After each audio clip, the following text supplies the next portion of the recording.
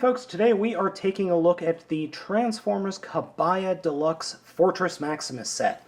Now this set is actually 3 different sets that can combine into one. Now each of these guys, or what you see here, is a different set. So this section came in a box, this section came in a box, and this section came in a box. And each section comes with a different little character or little toy along with the base set. The first set, which is the center set, comes with a nice little wind charger here that rolls down the little chute there. The second set comes with a little mini power glide, and the last set comes with a little mini Cerebros. Unfortunately, the Cerebros does not have a little mini head.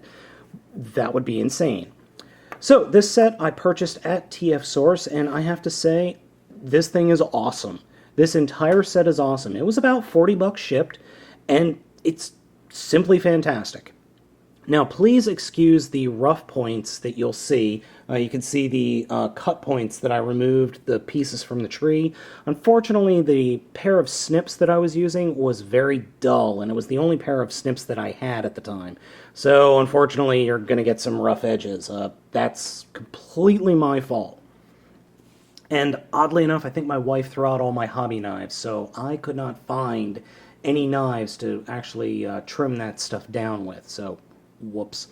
So each set, as I said, comes individually boxed, so let's go ahead and take a look at each of them. The first set we're going to take a look at is what I like to call the Core City set. It comes with the little wind charger figure, and overall it looks good. The assembly was quick. It took me about 10 to 15 minutes to put this little piece together, and it works. I think it's a really nice little set. And as you saw, this whole section does open up like that for you to launch the little wind charger out of. Overall, it's a good little set. Unfortunately, the only issue I have are the stickers here don't like to stay on the back part of the skyscraper. The second set we're taking a look at is I guess it's just another city set with a little ramp and then the giant spire sword sticking off there. It comes with a little power glide, which we'll take a look at all the little guys here in a minute. The gimmick in this set, though, is it does have its own little launcher, so you can set power glide up on here, like that, and you can launch him off if you could get him to stay still for just a second, like that, and then launch. Yeah, that wasn't very graceful. The last set is the other Fort Max leg and arm with Cerebros. And it does have this nice little gimmick up top with the ramp where you can spin the ramp around, which I'll show you here in just a second. Overall, I think of the 3, this is probably my least favorite just because it looks the silliest. But that's never stopped me liking anything before. So to make the thing spin, you just turn this gear right here and it spins around. Now, getting an up-close look at the 3 different smaller robots, you can see that the figures themselves are actually pretty well detailed. The stickers are really nice. Now, I'm not going to lie, these things are tiny. I mean, these things are really tiny. Windcharger's vehicle mode is about the size of a penny. So you've got stickers all around, and we'll get into more of Cerebros once we form up Fort Max. But Cerebros looks good. I like the way he looks. So I'm sorry, Fortress. His name would be Fortress in Japan. So we'll move him off to the side and take a look at Windcharger and Power Glide. Power Glide's jet mode is okay. Now, I actually did not apply one of the stickers because it was 2 Autobot symbols on his back. That was just dumb. Transformation is pretty much just stand him up and turn his arms around. Okay, it's a little bit more than that. You plug his arms, unplug the wings, and then plug them back in as his arms, and that's it. That is his transformation. Windcharger is a little bit of the same, except just take the rear wheels and flip them around, just like the G1 figure, and pull his arms out a little bit, and there we go. Now, unfortunately, Power Glide does not have any stickers for the face. That is a big problem, but nothing I can't fix with maybe a little marking pen.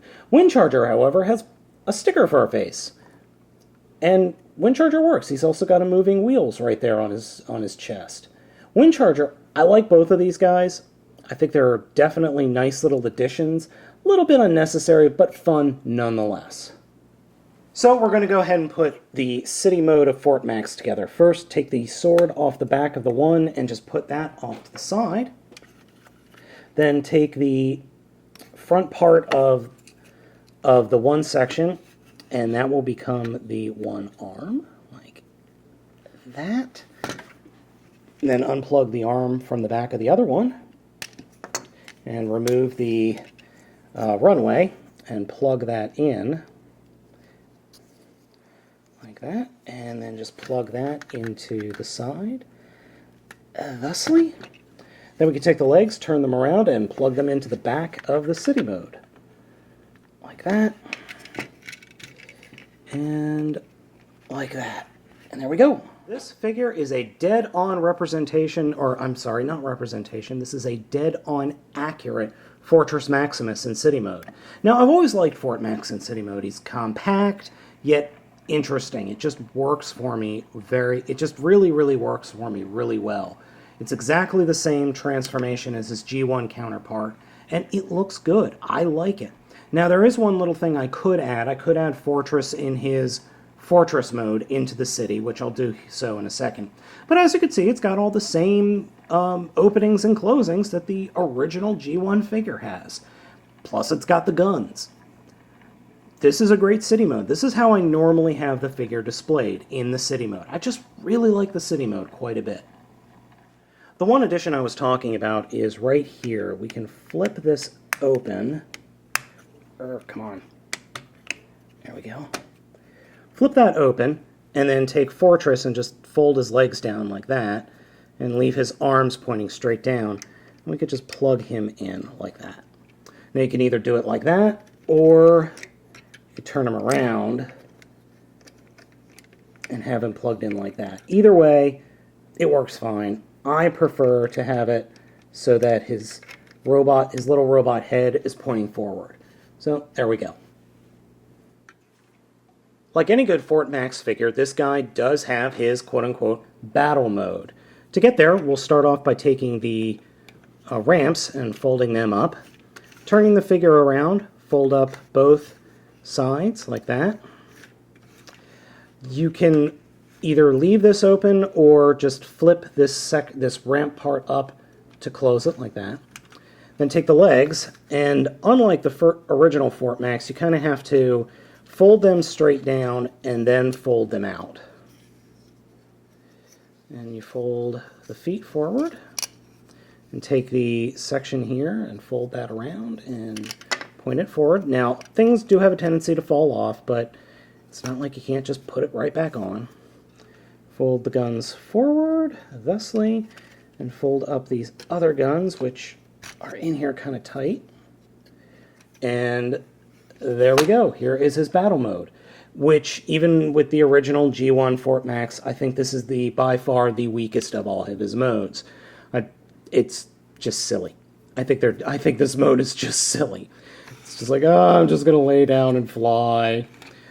It's not bad, but I prefer the city mode over this.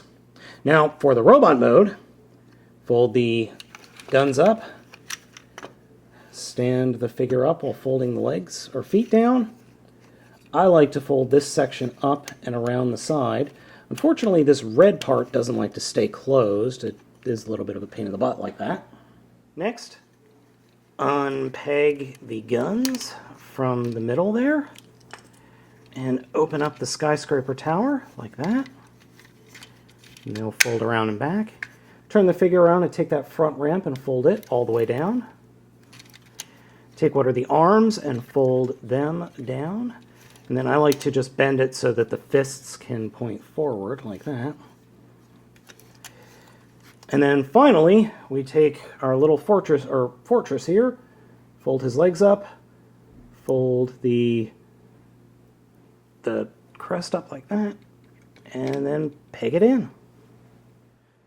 And here we have Fort Max in robot mode. His accuracy is spot on. I mean, this is just a perfect candy toy. It's big. It's actually about the same size as a Voyager class figure, current Voyager class figures. It's about the same price as you get them from online, and it looks really cool. I mean, he just looks so cool. Plus, putting him together was a lot of fun. I love the addition of the sword. The sword is a great addition, and I wish Brave Maximus from the Car Robots line that I have, I wish he came with the sword. So, are there any issues? Well, some things have a tendency to fall off pretty easily, and things don't stay completely all together. And I think my only real complaint is the fists. The plastic that is holding the fists in feels marred and kind of brittle. I'll show you here. I don't know how well you could see that, but just pushing the fist in already pretty much screwed up the plastic there. Over here, it's not as bad, but it is a little bit busted as well. That's my only complaint about this figure. So if you can get it, I would highly recommend getting this guy. He is a lot of fun and much more affordable than, say, the upcoming $350 re-release. Now, you can fit Windcharger in this little section up here. Power Glide really doesn't fit anywhere, so you're not really going to be able to store him in the robot mode.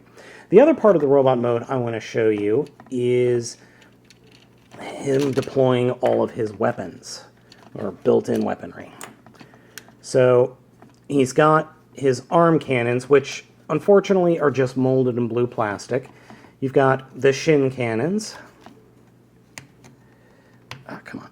Then you've got his rear left leg cannon. And then you have his tummy cannons.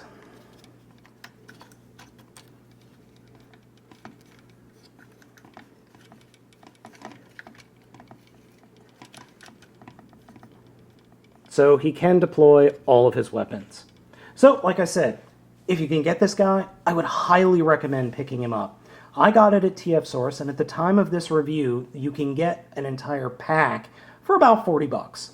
So, you know, this is 40 bucks really well spent, guys.